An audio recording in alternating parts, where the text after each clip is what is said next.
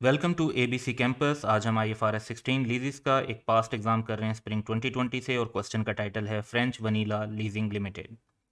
Question का data है कि on 1 January 2019 French vanilla leasing limited purchased a machine costing rupees 200 million having useful life of 8 years. Residual value of the machine at end of its useful life is estimated at rupees 16 million.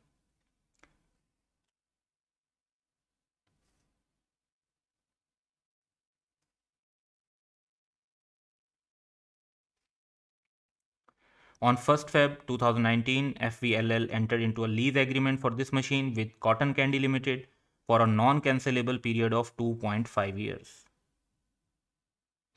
With effect from 1st March 2019, यानी जो lease की Inception date है वो तो 1st Feb है, लेकिन lease term जहां से शुरू होगी या कमेंसमेंट ऑफ लीज जो शुरू होगी वो 1st March से होगी.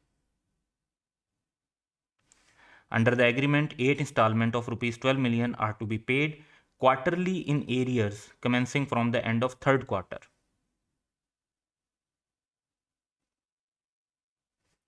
FVLL, French Vanilla Leasing Limited, has incorporated an implicit rate of 15% per annum, which is not known to CCL, यानी वो जो लेसी को नहीं पता.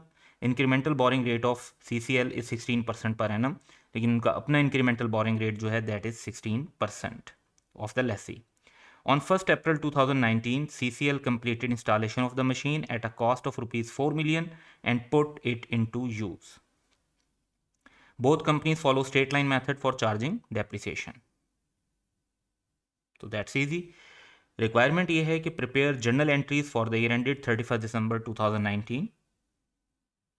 1 जनवरी से 31 दिसंबर पूरे 12 मंथ 1 ईयर की एंट्रीज करनी है in the books of FVLL यानी लेसर एंड CCL यानी लेसी.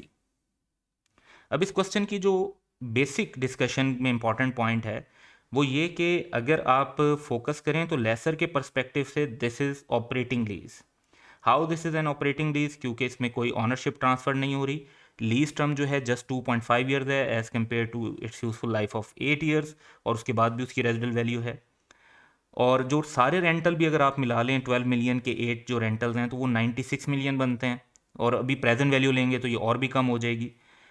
और जो उसकी कॉस्ट है दैट इज़ 200 मिलियन, तो फेयर वैल्यू के साथ भी प्रेजेंट वैल्यू मैच नहीं कर रही. एसेट कोई स्पेशलाइज्ड नेचर का भी नहीं बताया हुआ, ना कोई बार्गेन परचेज ऑप्शन है, ना ownership at the end of lease term transfer होनी है, ना लीज टर्म जो है वो इकोनॉमिक लाइफ का एक मेजर पोर्शन है. तो जो कोई भी ऐसा इंडिकेशन हमें नज़र नहीं आ रहा जो फाइनेंस लीज की तरफ इंडिकेट करे, तो इसे हम ऑपरेटिंग लीज ट्रीट करेंगे. सो वन बाय वन हम पहले लेसर की अकाउंटिंग को कवर करेंगे एज ऑपरेटिंग लेसर, और फिर लेसी की अकाउंटिंग को कवर करेंगे राइट ऑफ यूज मेथड के साथ जैसे रूटीन में अकाउंटिंग की जाती है. सो लेसर की अकाउंटिंग की तरफ चलते हैं.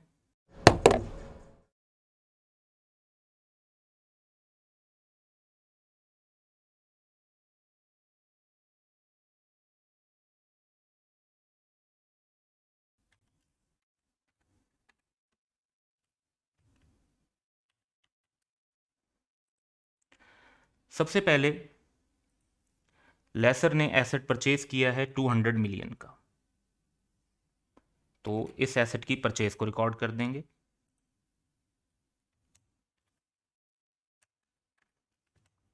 मशीन और property plant equipment debit and bank credit. Next, lease agreement जब भी हुआ जो फर्स्ट टाइम रेंटल रिसीव हो रहा है वो 30 नवंबर 2019 को हो रहा है, और पूरे साल में एक ही रेंटल रिसीव हो रहा है. आल्दो के जो लीज कमेंस 1 मार्च से हो गई, लेकिन जो फर्स्ट रेंटल है वो 30 नवंबर 2019 को 12 मिलियन का मिल रहा है. तो 30 नवंबर को इसकी रिसीट रिकॉर्ड करेंगे.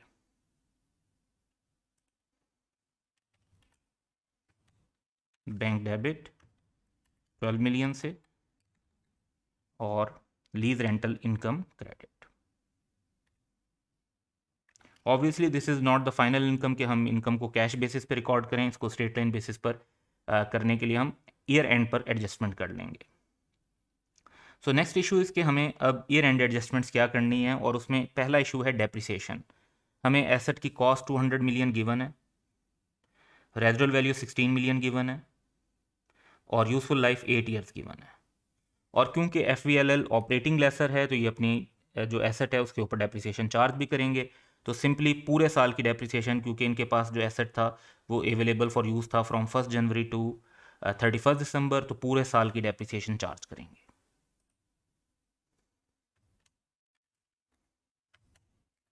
तो 200 माइनस 16 की residual value divide by 8 years, that would B 23। Same amount से मशीन या एक्यूमुलेटेड डेप्रिसिएशन भी क्रेडिट हो जाएगी। नेक्स्ट इशू ये है कि हमारी जो लीज रेंटल इनकम है वो कैश बेसिस पे रिकॉर्ड नहीं होनी, वो स्ट्रेट लाइन बेसिस पे रिकॉर्ड होनी है। तो उसकी कैलकुलेशन हम करेंगे और उसके लिए हम डाटा देख लेते हैं मज़ीद एक बार कि टोटल टर्म 2.5 ईयर्स है, 8 इंस्टॉलमेंट्स मिलनी है और 12 मिलियन की मिलनी है।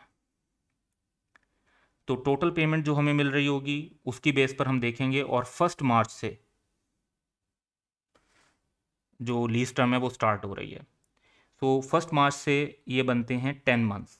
तो हमें 10 मंथ्स की रेंटल इनकम इस पूरे साल में रिकॉर्ड करनी है, जिसमें से हम ऑलरेडी जो है 10 में से 12 मिलियन की जो 3 मंथ से रिलेटेड अमाउंट है अपेरेंटली वो शामिल कर चुके हैं। तो फिर इसको हम कैलकुलेशन की तरफ जाते हैं।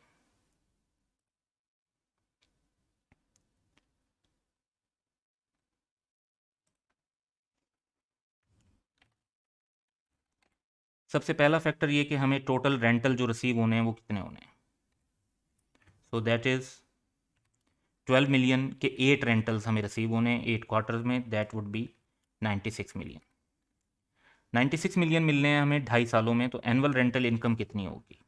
तो अगर पूरे 96 को हम 2.5 ईयर से डिवाइड कर दें तो दैट वुड बी 38.4। नाउ अब हम अपनी मेन कैलकुलेशन की तरफ चलते हैं और हम देखते हैं कि 10 मंथ्स की इनकम कितनी होनी चाहिए। मार्च, अप्रैल, मई, जून 4 महीने और फिर जुलाई से दिसंबर तक 6 मंथ। तो एनुअल इनकम अगर 38.4 है तो 10/12 करेंगे तो उससे हमारे पास 10 मंथ्स की इनकम आ जाएगी, दैट वुड बी 32 मिलियन। इसमें से हम कुछ पैसे ऑलरेडी रिसीव कर चुके हैं विच इज़ 12 मिलियन, जो हमने यहाँ पर एंट्री के अंदर भी रिकॉर्ड कर ली है। तो हमारी इनकम जो 10 मंथ्स की रिकॉर्ड होनी चाहिए वो 32 मिलियन है। हमने ऑलरेडी जो इनकम रिकॉर्ड की हुई है वो 12 मिलियन की हुई है। तो हमें बाकी इनकम रिकॉर्ड करनी चाहिए और वो भी रिसीव नहीं हुई तो कोई इशू नहीं है, उसको हम एज रिसीवेबल रिकॉर्ड करेंगे। सो एंट्री की तरफ आते हैं। लीज रेंटल रिसीवेबल डेबिट हो जाएगा और लीज रेंटल इनकम क्रेडिट हो जाएगी। इस तरीके से आप देख रहे हैं कि पहले हमने 12 की इनकम रिकॉर्ड की थी, फिर हमने 20 की रिकॉर्ड की, तो टोटल हमने 32 की इनकम रिकॉर्ड की। और इन दिस वे जो हमारी लेसर से रिलेटेड एंट्रीज थी वो कंप्लीट हो जाती हैं। और ये ऑपरेटिंग लीज है तो इसको जहन में रखते हुए आपने एंट्रीज पास करनी है। अब हम लेसी की एंट्रीज की तरफ चलते हैं।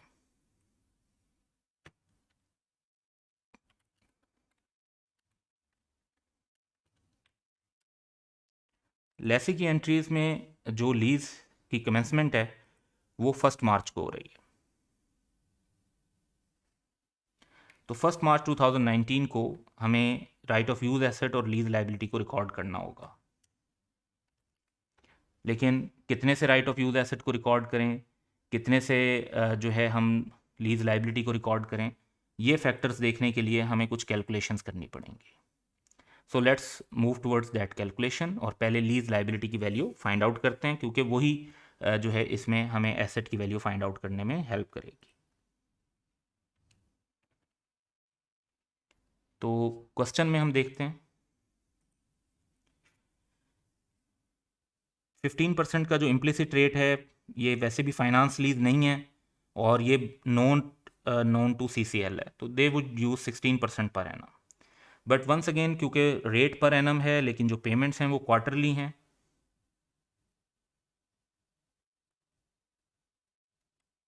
तो क्वार्टरली रेट हमारे पास आ जाएगा 4% का। और 4% में अगर हम देखते हैं तो टोटल ओवर 8 पीरियड्स हमें पेमेंट्स मिलनी है, लेकिन वो पेमेंट्स मिलनी है आफ्टर द टाइम पीरियड के मार्च से लेके जो नवंबर तक में जो हमें जाके पेमेंट्स मिलनी है। तो पहला हमारा जो क्वार्टर एंड होना है वो मई में एंड होना है, फिर दूसरा क्वार्टर एंड होना है अगस्त में, और फिर तीसरा क्वार्टर एंड होना है 30 नवंबर में। तो अगस्त तक का जो क्वार्टर होगा तब तक 6 मंथ गुजर चुके होंगे, लेकिन यानी 2 क्वार्टर्स गुजर चुके होंगे, लेकिन हमें कोई पैसे नहीं मिले होंगे। तो हम जब एन्यूटी फैक्टर 8 पेमेंट्स के ऊपर लगाएंगे तो वो 8 पेमेंट्स का जो फैक्टर है वो हमारा 31 अगस्त की प्रेजेंट वैल्यू हमें दे रहा होगा एन्यूटी से। तो उसको फिर 31 मार्च तक 1 मार्च तक लाने के लिए हमें 2 क्वार्टर्स पे मज़ीद बैक लाना पड़ेगा और प्रेजेंट वैल्यू लेनी पड़ेगी। तो ये फैक्टर हम यूज़ कर रहे होंगे। सो आप जो बातें ध्यान में रखेंगे कि आप 4% क्वार्टरली रेट यूज़ कर रहे हैं और 8 इंस्टॉलमेंट्स हैं 12 मिलियन ईच की, लेकिन इंस्टॉलमेंट पहले 2 क्वार्टर में रिसीव नहीं होनी। इंस्टॉलमेंट जो रिसीव होनी है वो 3rd क्वार्टर से ऑनवर्ड रिसीव होनी है। तो टोटल पीरियड अगर आप देखें तो 10 पीरियड्स हैं, लेकिन फर्स्ट और सेकंड पीरियड के बाद कैश फ्लो आना शुरू होगा। तो एन्यूटी फैक्टर को मल्टीप्लाई कर देंगे पीवी फैक्टर से, यानी पहले आप एन्यूटी फैक्टर ले लेते हैं। तो एन्यूटी फैक्टर जब हमने ये लिया तो ये 8 पीरियड्स की प्रेजेंट वैल्यू है। अब 8 पीरियड्स की प्रेजेंट वैल्यू में कॉन्सेप्ट ये है कि हमें देखें फर्स्ट एंड सेकंड पीरियड के अंदर कोई पेमेंट रिसीव नहीं होनी। तो ये असल में जो पेमेंट है ये हमारी रिलेट करती है 3rd से लेकर 10th तक, यानी जो 3rd क्वार्टर है उससे लेकर 10th तक। तो हमारे पास जब इसकी प्रेजेंट वैल्यू आएगी तो वो 3rd पीरियड के स्टार्ट की आएगी, वो फर्स्ट पीरियड के स्टार्ट की नहीं आएगी।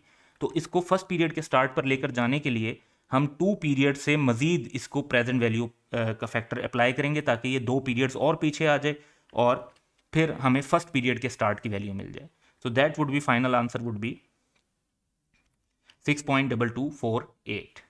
इसकी बेस पर हम अपनी present value of lease payment calculate कर लेंगे।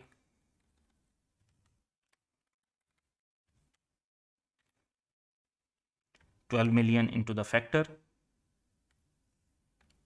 that would be 74.70। और लीज का शेड्यूल भी साथ के साथ ही बना लेते हैं।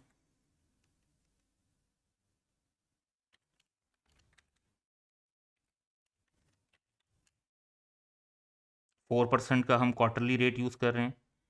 तो अब यहाँ से भी कॉन्सेप्ट आपको काफ़ी क्लियर हो जाएगा कि 31 मई को हमारी फर्स्ट पेमेंट होगी, मार्च अप्रैल मई, तो पहला क्वार्टर 31 मई को एंड होगा। फर्स्ट पेमेंट वैसे तब बननी चाहिए थी लेकिन एक्चुअली पेमेंट नहीं हुई। तो इस टाइम पर हम अपनी प्रेजेंट वैल्यू पे लाइबिलिटी रिकॉर्ड करेंगे 74.70। इस पर हम इंटरेस्ट रिकॉर्ड करेंगे 4% के हिसाब से 2.99, और पेमेंट इस टाइम पर नहीं होगी। हालांकि वैसे अगर हर पीरियड में पेमेंट हो रही होती तो इधर भी होती। तो we would get the closing balance of 77.69। Next quarter हमारा एंड होगा 31 अगस्त 2019 को, और ओपनिंग बैलेंस बन जाएगा प्रीवियस पीरियड का क्लोजिंग बैलेंस। इस पर हम 4% इंटरेस्ट लेंगे। वंस अगेन सेकंड क्वार्टर में भी कोई पेमेंट नहीं होगी and closing balance would be 80.79। 30 नवंबर 2019 ये 3rd क्वार्टर का एंड है। इस टाइम पर हम ओपनिंग बैलेंस लेंगे, इस पर इंटरेस्ट लेंगे, और अब पेमेंट होगी 12 की, and we would get closing balance of 72.02 on 30th November 2019 after the payment। Next payment जो होनी है वो 29 फेब को होनी है, और 3 मंथ्स का इंटरेस्ट उस पर बनेगा 2.88। लेकिन हमें अब 3 मंथ्स का इंटरेस्ट नहीं चाहिए, हमें हमारा ईयर एंड हो रहा है दिसंबर में, तो जनवरी फरवरी का हमें इंटरेस्ट नहीं चाहिए, हमें इस 2.88 में से सिर्फ 1 मंथ का इंटरेस्ट चाहिए। तो हम इस 3 महीने के इंटरेस्ट को 1 मंथ का इंटरेस्ट पे शिफ्ट कर लेते हैं। तो that would B 0.96 million. 2.88 into 1/3 months 0.96 million. तो हर क्वार्टर का जो इंटरेस्ट है वो भी हमारे पास कैलकुलेट हो गया है, और हमारे पास जो लास्ट 1 मंथ है उसका इंटरेस्ट भी कैलकुलेट हो गया। अब यहाँ पर आप ये नोटिस कर रहे हैं कि ये 2 क्वार्टर्स भी, ये 2 पीरियड्स हैं, लेकिन इन 2 पीरियड्स में कोई पेमेंट नहीं है। तो जब आप अगले पीरियड्स की प्रेजेंट वैल्यू लेते हैं तो आप जो फर्स्ट 3rd क्वार्टर है उसके स्टार्ट तक पहुँचते हैं, तो वो आप एन्यूटी फैक्टर से पहुँच जाएंगे। लेकिन आपने इस क्वार्टर तक पहुँचे से 2 पीरियड पीछे भी लेकर आना है अपनी पेमेंट को, उसके लिए आपको 2 पीरियड्स का मजीद पीवी फैक्टर अप्लाई करना पड़ेगा। तो मैथमेटिकल इशू है, अब हम जब ये कैलकुलेशंस कर लेते हैं तो अब हम अपनी जर्नल एंट्रीज की तरफ चलते हैं और क्वेश्चन में हम देखते हैं कि CCL ने इंस्टॉलेशन पर भी 4 मिलियन की कॉस्ट लगाई है। सो राइट ऑफ यूज़ एसेट को वो डेबिट करेंगे, क्रेडिट करेंगे जो इंस्टॉलेशन कॉस्ट लगाई हैं 4 मिलियन की उन्हें, और लीज लाइबिलिटी जैसे अभी हमने कैलकुलेट की है 74.70 मिलियन की। सो इट मीन्स के जो राइट ऑफ यूज एसेट है वो इंस्टॉलेशन कॉस्ट को भी इंक्लूड करके 78.7 मिलियन का रिकॉर्ड होगा, यानी इन दोनों वैल्यूज़ को ऐड करके। इसके बाद हमारा फर्स्ट क्वार्टर एंड हो रहा है 31 मई को, और हमें इसमें इंटरेस्ट रिकॉर्ड करना है 31 मई को। जो हमारा इंटरेस्ट है that is 2.99। Interest expense debit हो जाएगा और हमारी लाइबिलिटी इंक्रीज हो जाएगी। नेक्स्ट क्वार्टर हमारा एंड हो रहा है 31 अगस्त को। इस टाइम पर जो हमारा इंटरेस्ट है दैट इज़ 3.11।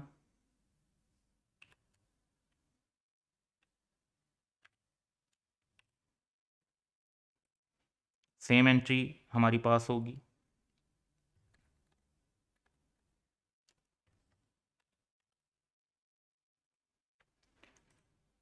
देन 3.23,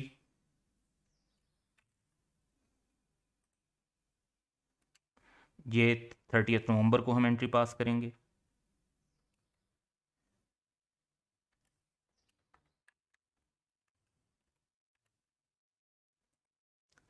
देन 30 नवंबर को पेमेंट भी हो रही है 12 मिलियन की, तो ये पेमेंट भी रिकॉर्ड कर देंगे। पेमेंट करने से लीज लाइबिलिटी कम हो जाएगी और बैंक से हम पेमेंट रिकॉर्ड कर देते हैं। देन दिसंबर के 1 महीने का इंटरेस्ट, क्योंकि ये फरवरी तक का 3 महीने का इंटरेस्ट है तो हम सिर्फ 1 मंथ का इंटरेस्ट लेंगे 0.96। ये 31 दिसंबर को ये रिकॉर्ड हो जाएगा।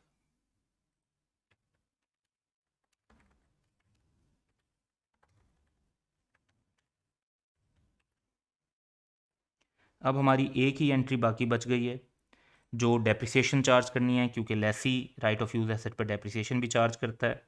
अब यहाँ पर लेसी के पास जो एसेट अवेलेबल फॉर यूज़ हुआ है वो 1 अप्रैल से हुआ है, लेकिन जो लीज की कमेंसमेंट है वो 1 मार्च 2019 से है, विच मीन्स हमें जो डेप्रिसिएशन चार्ज करनी है वो 1 मार्च 2019 से करनी है। I-16 में ये रूल है कि आप जब एसेट अवेलेबल फॉर यूज़ होता है तब से डेप्रिसिएशन चार्ज करते हैं, लेकिन IFRS 16 में रूल है कि कमेंसमेंट डेट से डेप्रिसिएशन स्टार्ट होती है। तो कमेंसमेंट डेट 1 मार्च 2019 है और इसी टाइम से हम डेप्रिसिएशन चार्ज करना स्टार्ट करेंगे। तो दैट वुड बी 10 मंथ्स। तो एसेट की वैल्यू 78.7 मिलियन है। इसकी बेस पर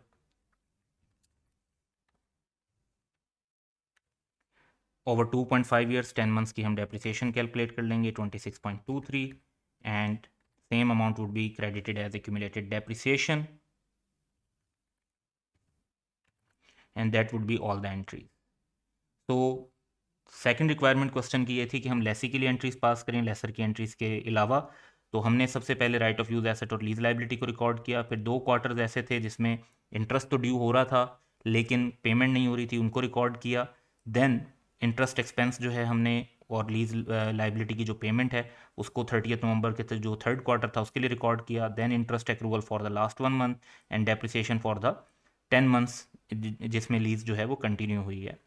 सो ये क्वेश्चन की 2 रिक्वायरमेंट थी कि हम लेसर की एंट्रीज पास करें और लेसी की एंट्रीज पास करें। That's all for today. Have a good day.